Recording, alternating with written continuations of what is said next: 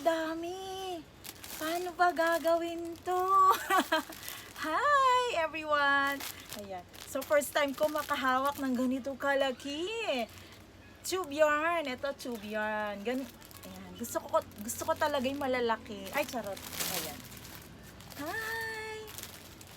Ano bang project ang maganda dito? So, ayan. Oh my gosh! It's so huge. Charot. Ayan. Salamat po. I love Yarn Philippines. I love Yarn PH. Oh my gosh. Hala. Ay, kalaki. Day. Oh. Parang ang sarap gawing higaan ito. Oh. Tube yarn. My gosh.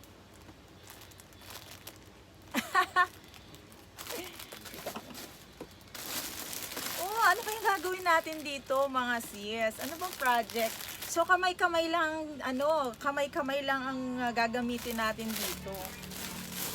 Ayan, tsaka ayun chunky yarn, ang ganda ng chunky yarn. Chunky talaga. Oh. Hindi pala, ito pala ang chunky. So ito yung chunky yarn. Tapos ito yung semi. Hindi ko alam kung ano na yung size nito. Pero mas chunkier ito. Tapos ito ay chunky. Tapos ito naman yung mini. So ito yung mga chenille yarn natin. Wow! Salamat! I love Yarn Philippines. Ayan, kung gusto nyo pong pumunta sa kanila, meron silang physical store sa Pasay. Ilalagay natin yung address ng kanilang store kung gusto nyo mag-walk-in. Marami pong iba't ibang yarns sa makikita nyo doon. Hindi lang ito, marami din mga milk cotton yarns, mga bag accessories, at saka merong marami. Puntahan nyo po doon, pasyalan nyo.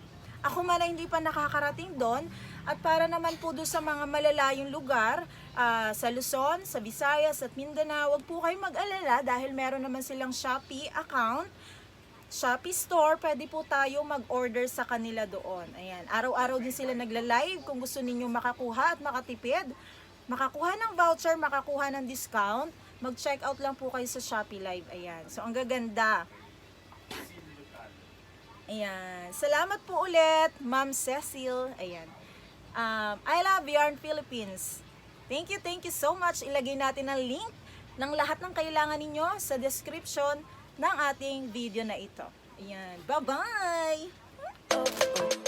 So what is wrong with that? I'm not gonna be like